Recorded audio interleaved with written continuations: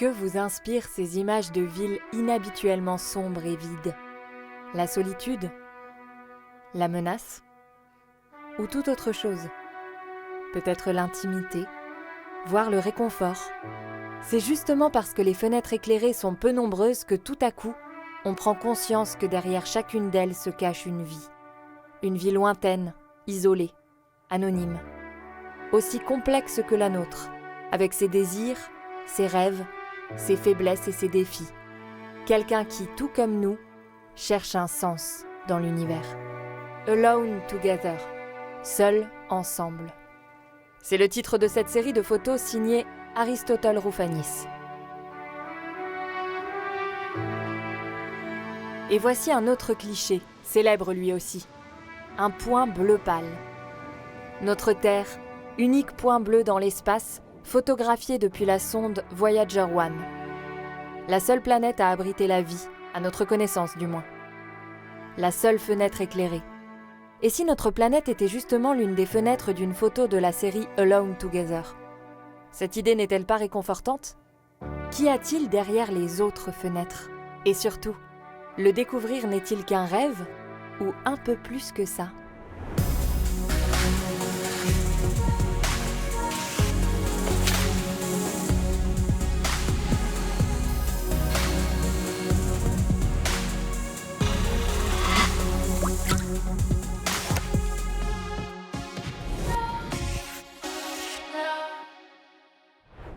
C'est quoi? Ah non, ne me demandez pas de dessiner quelque chose, hein, parce que je dessine pas. Il y a des pastels. Ah non, mais je fais quoi? I couldn't draw if my life depended on it. I have to say, I have no art talent whatsoever. Ich weiß wirklich nicht, wie ich das zeichnen soll. No, you're killing me here. Voilà ce qui se passe quand on demande à 3 scientifiques de haut vol de dessiner des extraterrestres. Mais avant de jeter un œil aux résultats, mieux vaut commencer par une question simple. Les extraterrestres existent-ils ou pas? À l'Institut SETI, pour Search for Extraterrestrial Intelligence, on tente depuis des décennies de capter des signaux de civilisation extraterrestre. L'astronome et directeur de l'Institut, Seth Shostak, a parié sur le fait qu'une autre vie existe, quelque part. Oh, that wasn't good, but was it good enough?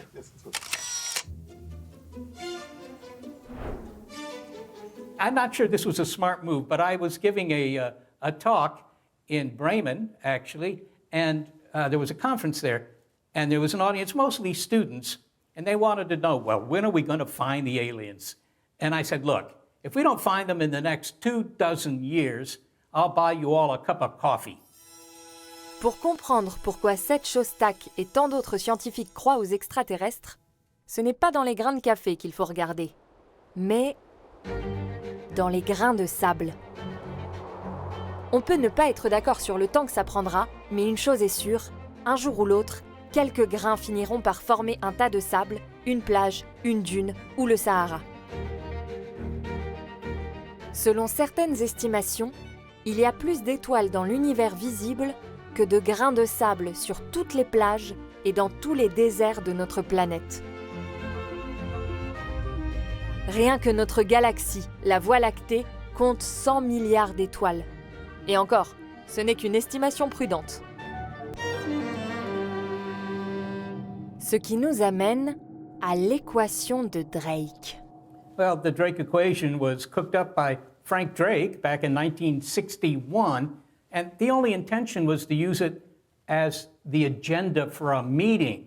There were about 12 or 13 people at the first meeting about SETI, trying to eavesdrop on alien transmissions. And he needed an agenda, so he wrote down this equation. But today you can find it in every textbook on astronomy, and it's probably the second most famous equation in all of science after E equals mc squared from Einstein. Cette équation, la voici. Elle permet d'estimer combien de civilisations intelligentes sont capables d'entrer en communication avec la Terre dans la Voie lactée. Pour le savoir, il faut connaître le nombre d'étoiles qui naissent en moyenne chaque année, la part de ces étoiles dotées de planètes, la part de ces planètes potentiellement propices à la vie, la part de ces planètes où la vie apparaît, la part de ces planètes où apparaît une vie intelligente, la part de ces civilisations capables et désireuses de communiquer, et la durée de vie moyenne de telles civilisations. Une fois ces facteurs connus, l'équation peut être résolue et donner le nombre de civilisations extraterrestres avec lesquelles on peut entrer en contact dans la Voie lactée. On le sait, il existe énormément d'étoiles. Une fois qu'on écarte celles qui sont trop chaudes ou trop jeunes pour permettre l'apparition de la vie, on trouve qu'à peu près 2 étoiles naissent chaque année.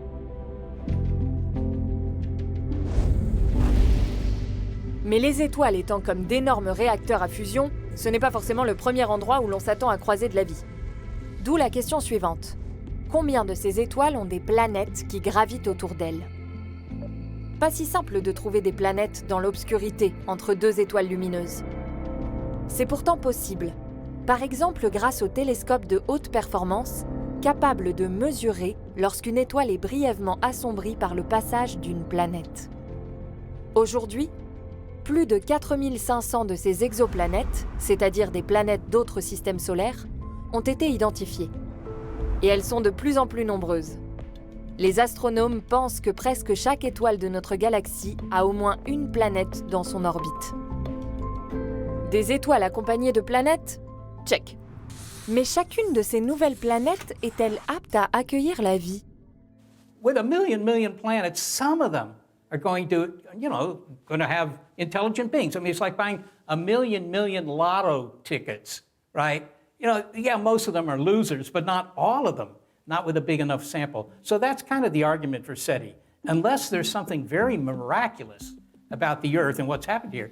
La Terre serait-elle un petit flocon de neige très spécial qui ferait figure d'exception ? Que faut-il réellement pour créer la vie ? Et combien de planètes offrent de telles conditions ?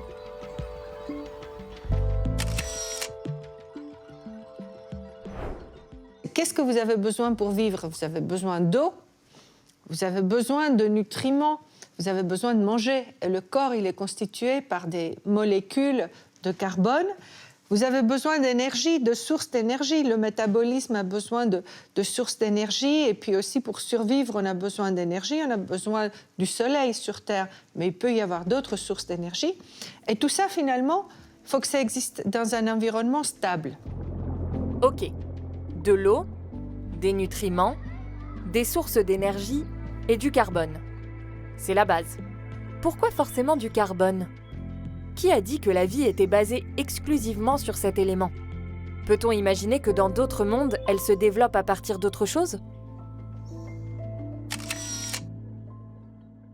Also vorstellen sicherlich, und wir müssen auf alle Fälle einen offenen Kopf behalten und das als prinzipielle Möglichkeit ansehen. Allerdings ist Kohlenstoff so verbreitet und es sind so viele organische Verbindungen und so viele verschiedene Verbindungen und Möglichkeiten. Und auch in den Meteoriten oder in den Asteroiden sehen wir so viele verschiedene Kohlenstoffverbindungen. Das Leben höchstwahrscheinlich, wir wollen nie sagen nie, aber wahrscheinlich überall oder fast überall auf Kohlenstoff basierend ist.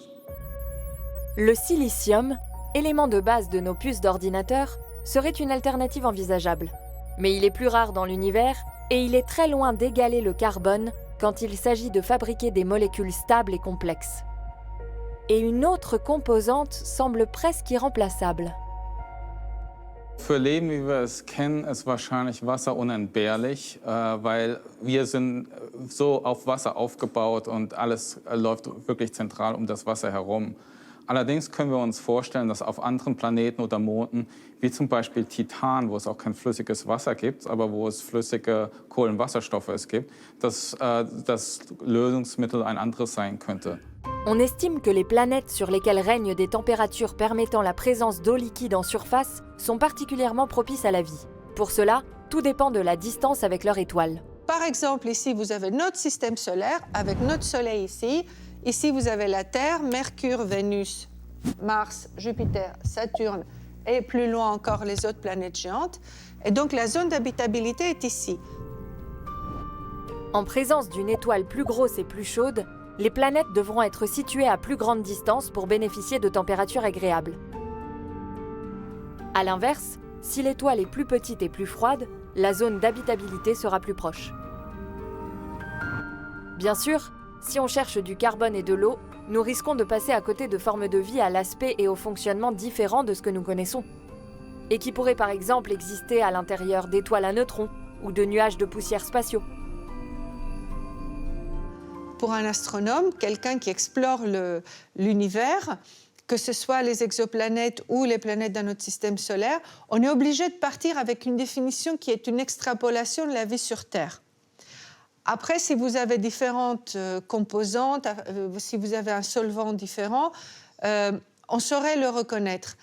Mais si la vie est complètement différente, si elle s'est formée, si elle évolue complètement différemment, on ne peut pas savoir si on va la reconnaître ou pas. Peut-être qu'ils pourront nous le reconnaître s'ils sont plus avancés.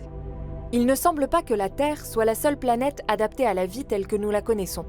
Les astronomes pensent qu'il existe de nombreuses planètes super habitables, qui offrent de meilleures conditions de vie que la Terre. Ils ont même identifié plusieurs candidates prometteuses. Mais comme on en sait encore peu sur les exoplanètes, difficile de dire avec précision quelle part de ces planètes est apte à accueillir la vie. Et puis, si l'une d'entre elles est propice à la vie, est-ce que celle-ci s'y développe forcément ? On ne sait même pas vraiment comment la vie est apparue sur Terre. On y verrait probablement plus clair si on trouvait de la vie ailleurs. Peut-être plus près qu'on ne le pense. Alors, quand on parle de la recherche de la vie dans l'univers, on oublie parfois que nous n'avons pas fini l'exploration dans notre propre système solaire.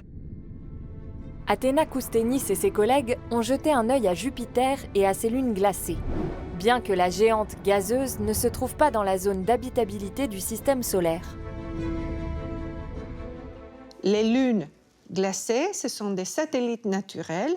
Et sur ce satellite naturel, nous trouvons de l'eau liquide à l'intérieur, sous les surfaces. C'est comme dans les films de science-fiction qu'on regarde parfois. Et on voit l'humanité qui a déménagé, qui est partie de la surface et qui est allée vers l'intérieur pour se protéger de différents dangers. Mais là, c'est de l'eau liquide qu'on trouve des grands océans avec 10 fois plus d'eau que sur Terre, qui existent sous la surface de ces objets dans notre système solaire. Nous avons un satellite qui s'appelle Europe. Et Europe présente au niveau de la surface des crevasses, des morceaux de glace un petit peu qu'on voit s'être déplacés avec le temps, un petit peu comme sur l'Antarctique, sur Terre. On voit ces formations au niveau de la surface et les géologues interprètent ça comme la présence d'un océan d'eau liquide sous la surface. En 2022, une sonde de l'ESA, l'Agence spatiale européenne, sera envoyée pour confirmer cette supposition et collecter davantage de données. Même si un simple survol ne suffira pas à déterminer si de la vie se cache sous l'épaisse couche de glace. Peut-être trouvera-t-on la toute première vie extraterrestre, ou du moins des fossiles de cette vie, ici, sur Mars. De l'eau liquide a autrefois coulé à la surface de la planète rouge. L'astromobile Persévérance collecte actuellement des échantillons. Dès 2022, c'est le rover de la mission russo-européenne ExoMars qui sera lancé. Rien que ces missions vers des planètes proches sont extrêmement complexes. Alors faire atterrir des appareils en dehors de notre système solaire, ce n'est pas pour tout de suite. Des indices de la présence de vie pourraient toutefois être trouvés grâce à la lumière capturée par les télescopes lorsque ces planètes passent devant leurs étoiles. Car selon sa composition, l'atmosphère d'une planète peut filtrer certaines parties de cette lumière.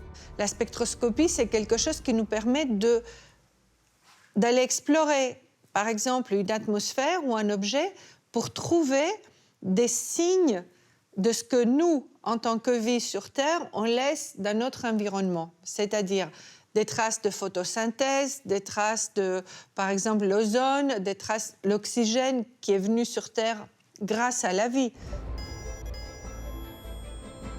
Évidemment, ce serait plus facile si cette vie était complexe, de grande taille, et qu'elle inventait la radio, comme nous. Mais attendez, et notre équation de Drake alors ? Bien qu'on ait l'impression d'être de plus en plus proche de découvrir cette autre vie, Le seul moment où on saura avec certitude qu'une autre créature peut s'extraire de la soupe primitive, ce sera le jour où on la trouvera. À quelle fréquence cela arrive-t-il ? Point d'interrogation.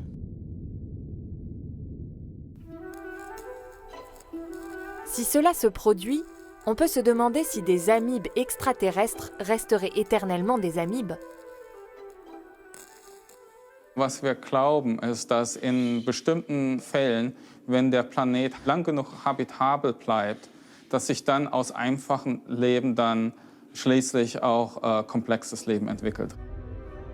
Bien qu'il soit impossible de savoir si une autre forme de vie serait basée sur l'ADN ou l'ARN, et qu'on puisse seulement supposer qu'elle se composerait de carbone, le seul processus que nous connaissons pour transformer la vie simple en vie complexe, c'est l'évolution.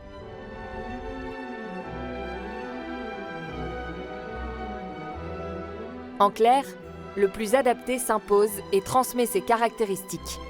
Sur Terre, certaines solutions ont d'ailleurs largement fait leurs preuves. Les yeux, par exemple. Certaines études indiquent qu'au fil de l'évolution, ils se sont développés indépendamment à des dizaines de reprises. C'est ce qu'on appelle l'évolution convergente.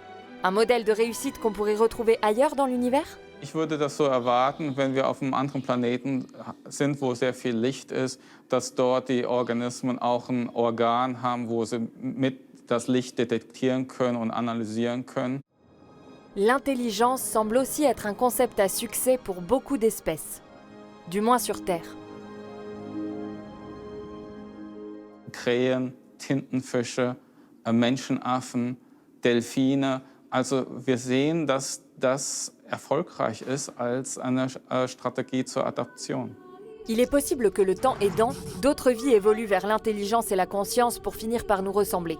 Mais tous les chercheurs ne sont pas convaincus que l'intelligence puisse surgir ailleurs. Difficile donc de trouver un chiffre pour en indiquer la fréquence. Bref, encore un point d'interrogation. Mais s'il existe des extraterrestres intelligents et qu'en plus ils envoient des signaux dans l'espace, l'Institut SETI pourrait les intercepter. Même si jusqu'à présent, tous les contacts supposés se sont avérés être de fausses alertes. This one was a signal that seemed to be for real, coming from the sky. And, it had all the characteristics of a deliberate signal. And I was at home having dinner, and the boss called up and said, you ought to come down to the Institute, which I did. I thought he was going to fire me, actually. I mean, your boss doesn't usually call you at dinner time, tells you to get to work. But anyhow, and there were like a dozen people here all sitting around watching the computers as we followed this signal across the sky. It took about 24 hours before we realized what it was. It was a European solar research satellite. Mais plus la technologie s'améliore, meilleures sont les chances. In the next 12 or 15 years, the total number of star systems that we will have checked out looking for signals will be more than 1 million. And it just seems to me that if you look at 1 million star systems, the chances that you're going to find something are not too bad. Pour les extraterrestres, nous serions nous aussi des extraterrestres, dont ils cherchent eux aussi peut-être les traces. Des messages radio ont d'ailleurs déjà été envoyés dans l'espace à cette fin. De plus, les sondes Voyager 1, celle qui a pris la fameuse photo du point bleu, et Voyager 2 sont quelque part dans l'espace, transportant avec elles le fameux disque d'or rempli d'images, de bruits et de musique de la Terre. Mais une petite seconde. Un autre modèle de réussite de l'évolution ne serait-il pas l'agression ? Pour s'imposer face à des concurrents, ou s'approprier par quelques habiles coups de dent l'énergie que d'autres ont péniblement accumulée par photosynthèse, ou stockée dans leur propre corps en broutant. Et si Hollywood avait vu juste et que les aliens débarquaient pour nous détruire, nous dévorer ou pondre leurs œufs à l'intérieur de nous ? Notre histoire l'a démontré. Les explorateurs n'arrivent pas toujours avec de bonnes intentions, ni exempts de maladies contagieuses. La liste des perdants de ces rencontres est longue. Stephen Hawking nous a prévenus. Et s'il nous arrivait la même chose qu'aux autochtones d'Amérique ? It's too late to worry about any of that, right? Because our television signals, FM radio, and radar, most conspicuously radar, those signals have been going out into space for decades now. And so you can't bring them back, right? The fact that we're here, it will be obvious. Qui sait? On a beau associer les 20e et 21e siècles aux conflits, génocides et autres attentats, la guerre d'agression n'est plus considérée comme un moyen légitime de faire de la politique. Tout comme se faire appeler le grand ou le conquérant est désormais plutôt mal vu. De nombreux chercheurs affirment que statistiquement, l'humanité est de plus en plus pacifique. Alors peut-être des extraterrestres très évolués sont-ils déjà en avance sur nous sur ce point? Bref, on ne peut que spéculer. Il n'existe pas de chiffres concrets sur la part d'extraterrestres intelligents susceptibles d'envoyer des signaux dans l'espace. Supposons qu'ils existent. Encore faudrait-il qu'ils soient là depuis assez longtemps. Dans l'univers, la vie est dangereuse. Trous noirs, explosion d'étoiles, rayons gamma, ou encore, les dinosaures en savent quelque chose, intrus venus de l'espace.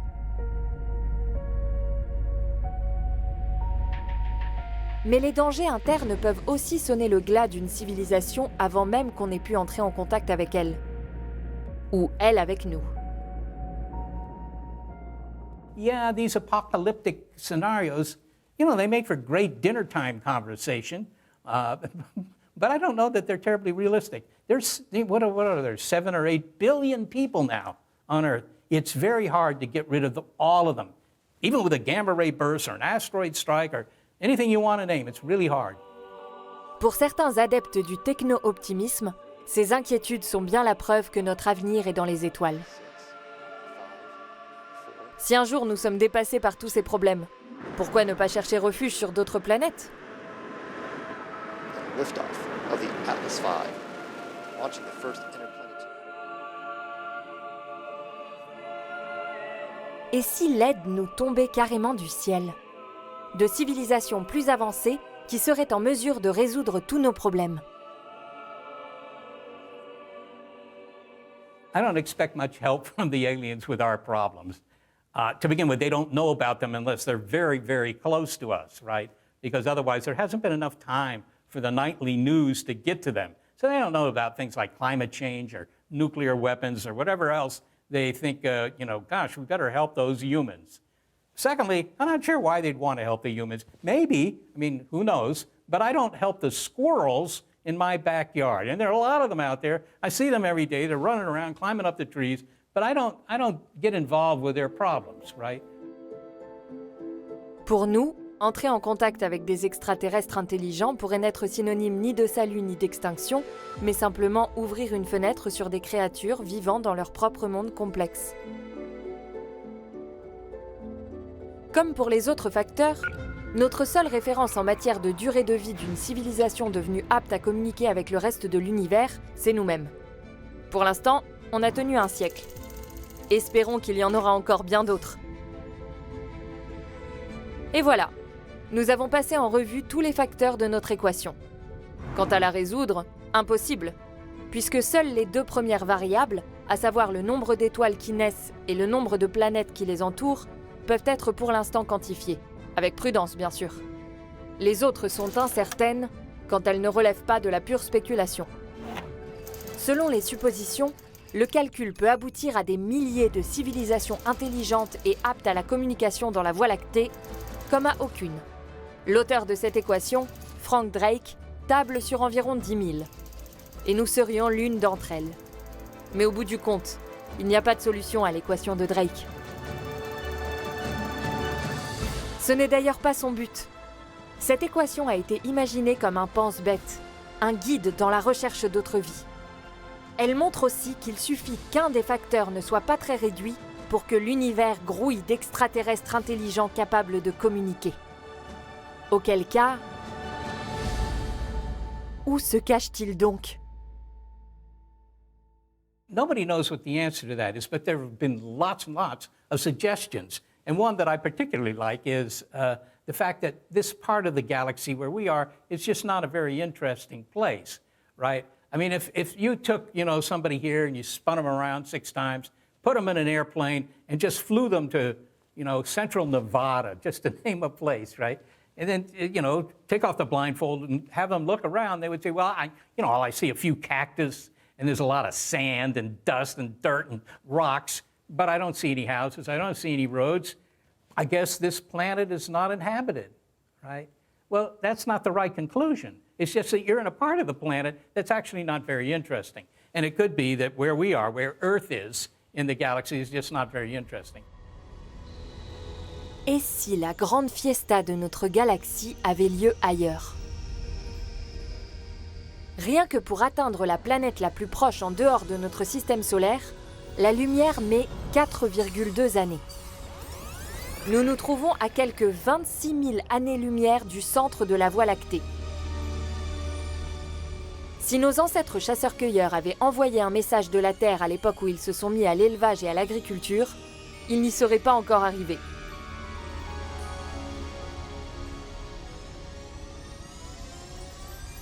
Et on ne parle même pas des autres galaxies. Déjà, elles sont plus lointaines, mais en plus, notre univers étant en expansion, elles s'éloignent encore. L'espace lui-même s'étend et les galaxies s'éloignent de nous plus vite que la vitesse de la lumière. Nous n'établirons donc jamais de contact avec elles.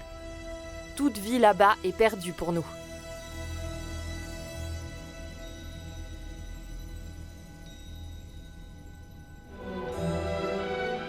Et pour chaque autre galaxie, une équation de Drake différente peut être établie, comme pour notre Voie lactée, avec à la clé des milliards d'autres possibilités de vie.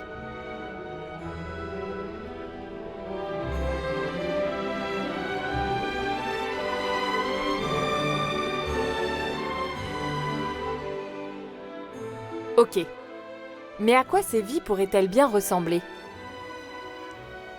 Voilà. That's life in Europa's ocean. Et vous avez des petites créatures qui ressemblent à des petites pieuvres, et pas des petits soleils, mais des petites pieuvres avec des yeux très brillants et qui flottent dans l'océan, à l'intérieur de l'océan d'Europe, et qui communiquent entre eux.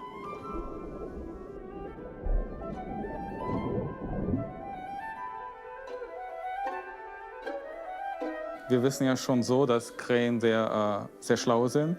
Aber was natürlich für die Krähen noch sehr günstig wäre, um auch Material zu manipulieren und mit dem was zu machen, ist, wenn vielleicht am Ende der Flügel vielleicht nur noch so ein bisschen so Krallen oder so kleine Hände dabei wären, wie so bei Fledermäusen so ein bisschen.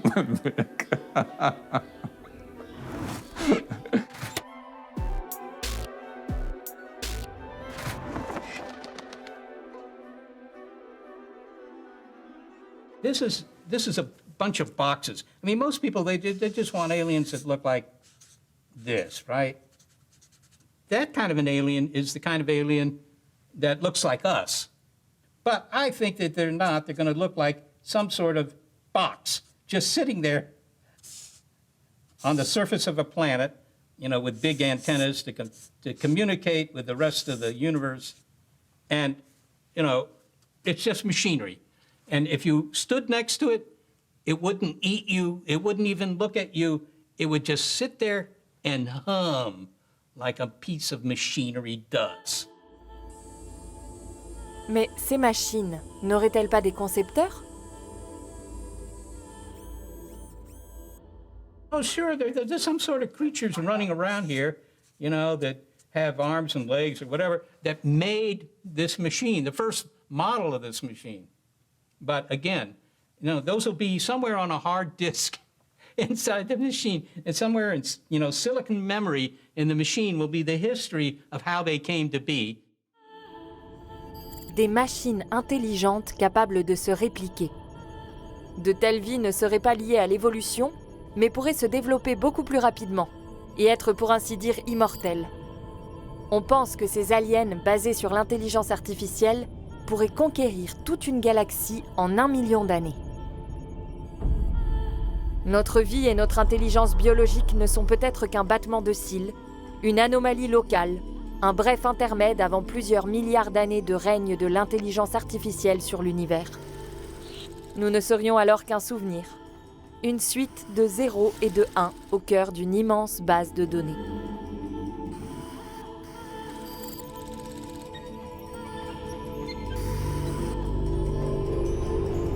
Yeah, I don't know what happens to us, but this is not science fiction. Well, it's not very good. Qui sait? I hold this up. Peut-être que Seth gagnera son pari et qu'on tombera sur des signaux extraterrestres dans les années qui viennent. Venant de machines qui ronronnent? Peut-être qu'on trouvera bientôt des microbes fossilisés sur Mars. Ou, sous la couche de glace d'Europe, la lune de Jupiter, de petites pieuvres aux yeux luminescents? Peut-être qu'on rencontrera d'abord des êtres semblables à des oiseaux pourvus de mains et d'yeux. Ou peut-être pas. Peut-être les distances sont-elles tout simplement trop grandes. Et le timing mauvais. Mais même si ce premier contact n'a jamais lieu, n'est-ce pas une idée réconfortante de savoir que dans d'autres mondes, dans d'autres galaxies, il pourrait exister des êtres qui eux aussi regardent vers les étoiles, en se demandant eux aussi s'il y a quelqu'un d'autre là-bas, et qui s'efforcent de trouver du sens à leur vie et à l'univers. N'est-ce pas plaisant de se dire que nous sommes peut-être seuls, mais ensemble ?